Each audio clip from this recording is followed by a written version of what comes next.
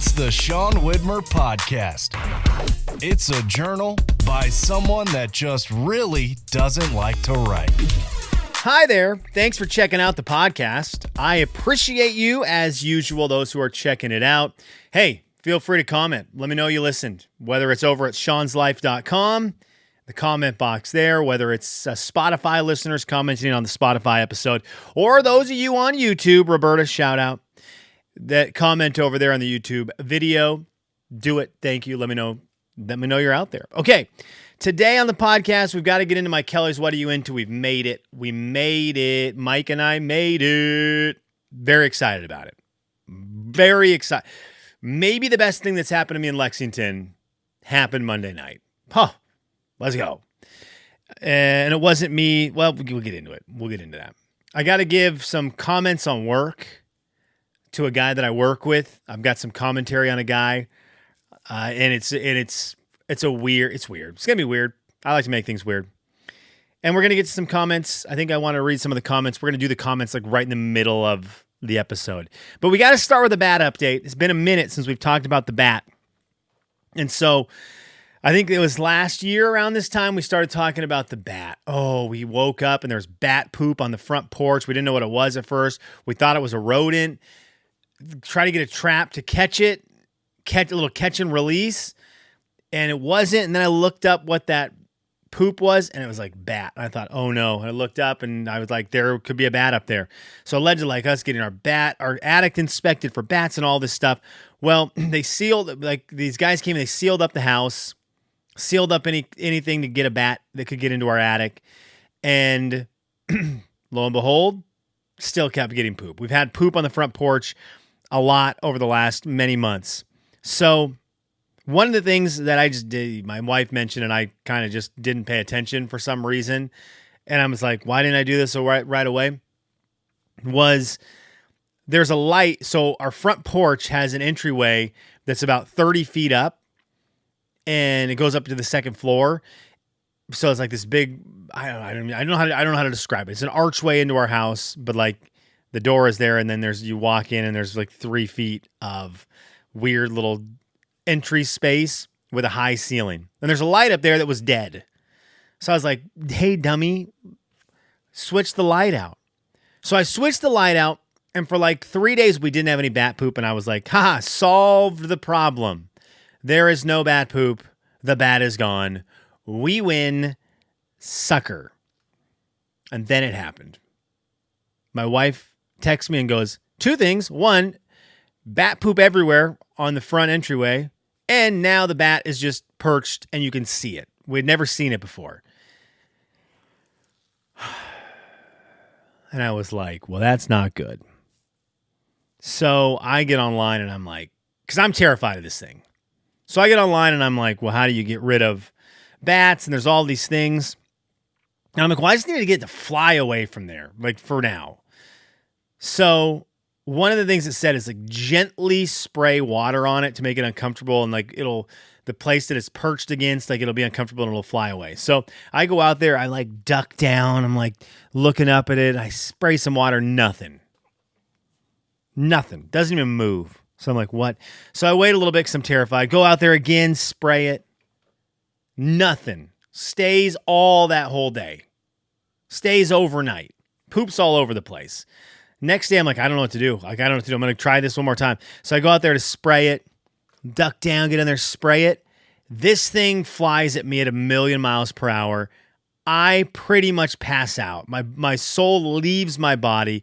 I do some terrifying, I didn't scream, thank goodness, but I visibly like sacrifice myself to the bat. It can have me. I'm done. You own my soul now.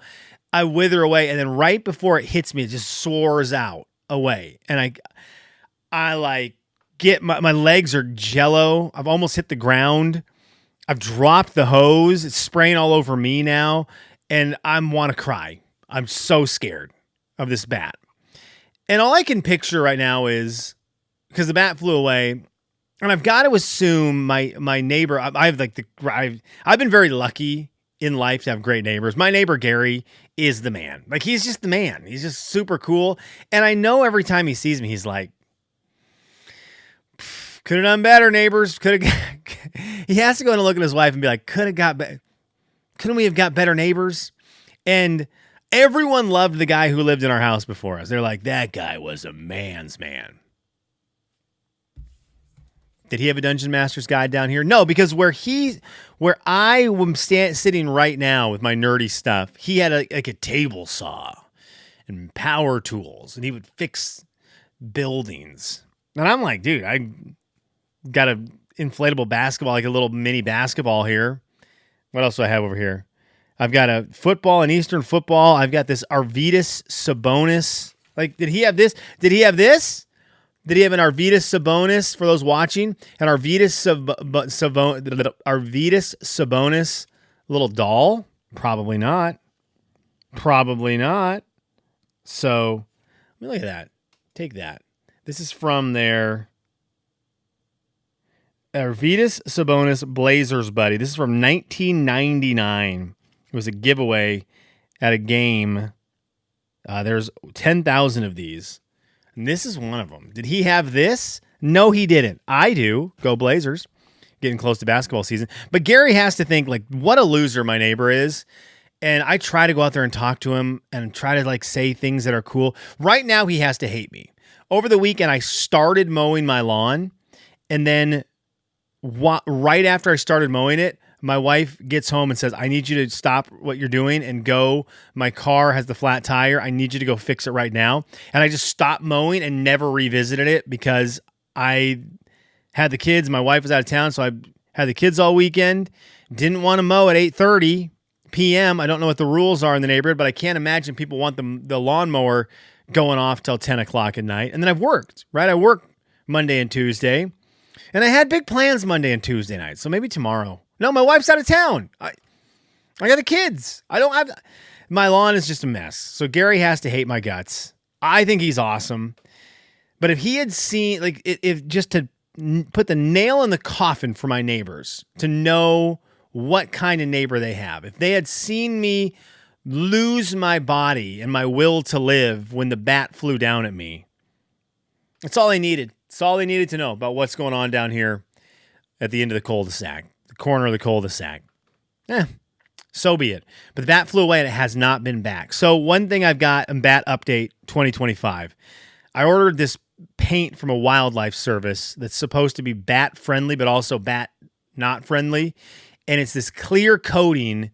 You paint it on the spot where the bat has been perching, and it makes that surface non-perchable for them, but in a sanitary way. I don't know. I know this because it's brought to you by the Wildlife Federation. It cost all of my money. So any money I wanted to spend on fun things for me, more Arvydas Sabonis Beanie Babies, can't do that now. Got to buy this $1 million squeeze bottle of paint to get up there and paint the wall, paint the brick, and pray that this stuff works and the bat leaves it alone. The next thing would be a bat house. I've heard about that a lot. And that would be what's next. But I did see the bat. It terrified me. I'm so scared of that kind of stuff. I hate critters. I hate creatures, snakes, bats, spiders. Oh, yeah, get out of here. So that's the bat update. I seen the bat with my own two eyes. It flew at me. It totally took me out. It knows it. It's the alpha. It doesn't take much to be the alpha in this house. It is the alpha in this house. And neighbor Gary has a video of me on his Ring camera that I need to never circulate, but it's also the one that he watches when he goes, boy, I wish the old neighbor had never moved. That could actually help me with things. Instead of the guy who can't finish mowing his lawn and who walks into his house and walks into his house with ice cream cones with his kids, and he overhears me saying, what a great dinner that was. Once we eat our ice cream cones. So, just sorry, dude. And it's my neighbor who calls me dude. That's also what he's thinking. Anyways. Okay, so there's the bat update. Let's read some comments. I wanted to get these before we get into Kelly's What Are You Into today.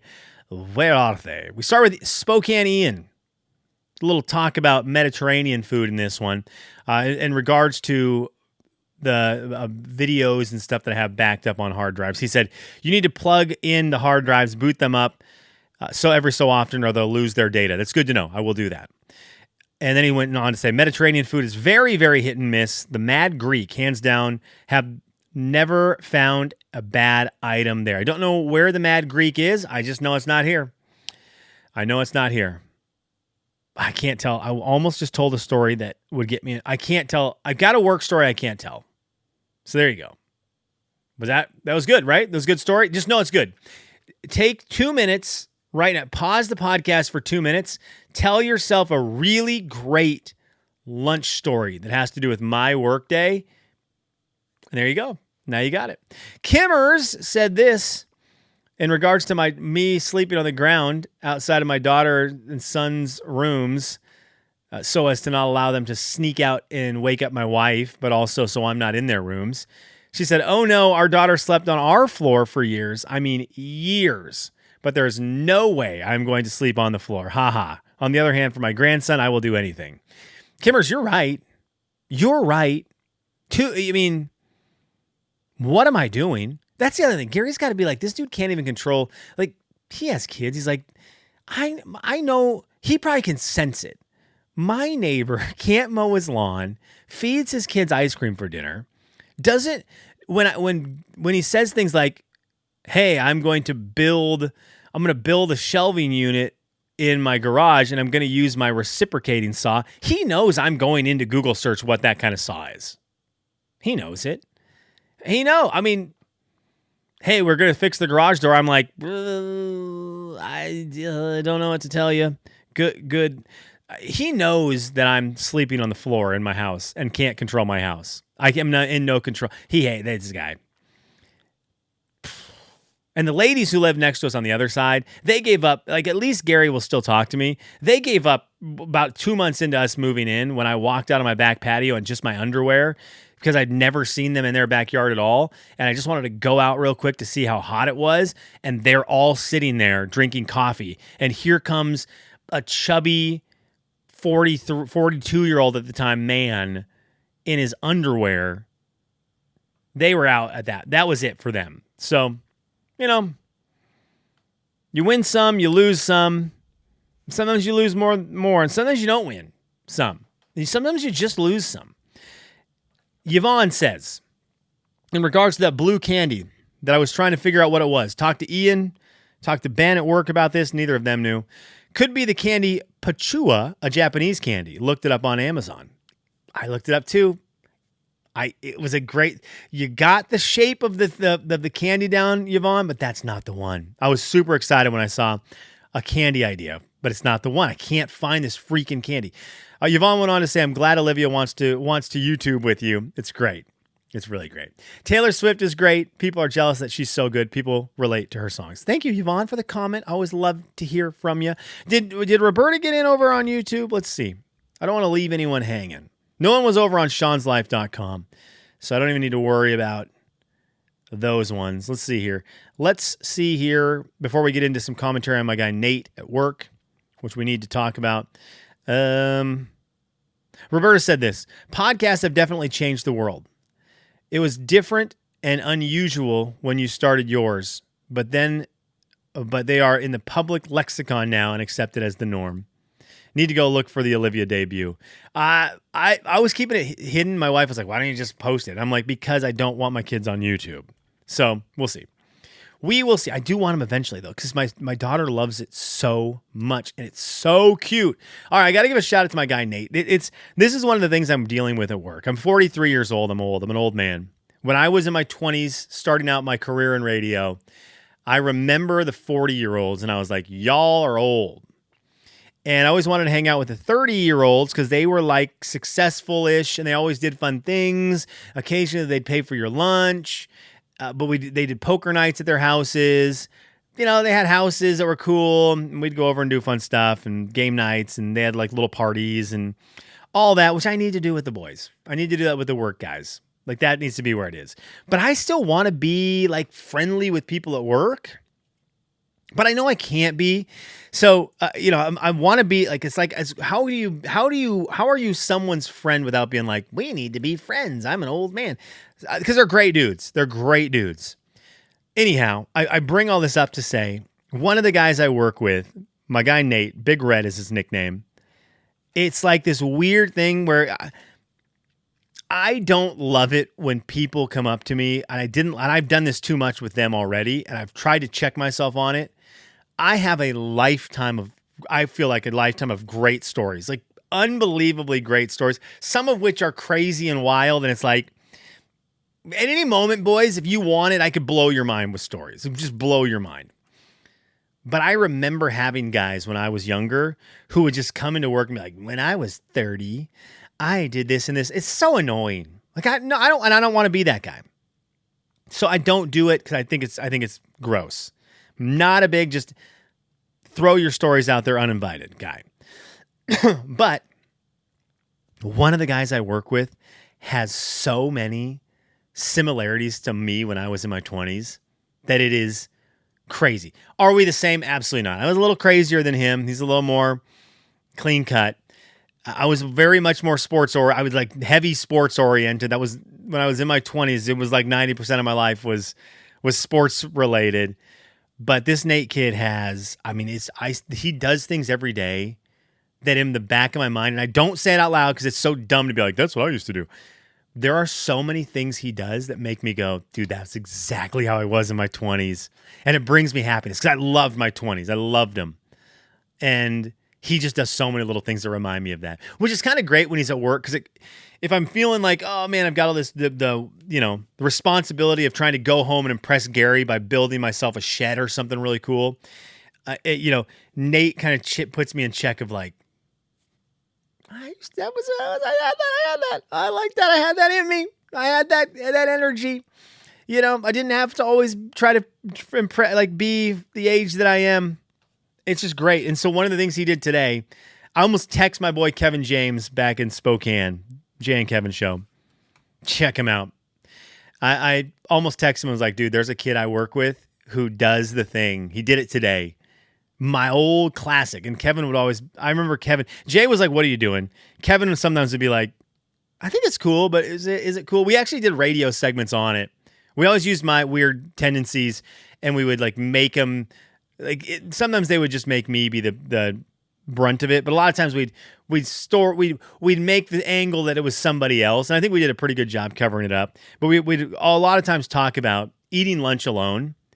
One of my favorite things to do was eat lunch alone, get a movie or YouTube, a lot of YouTube on my phone, go to lunch by myself and just sit there and watch TV.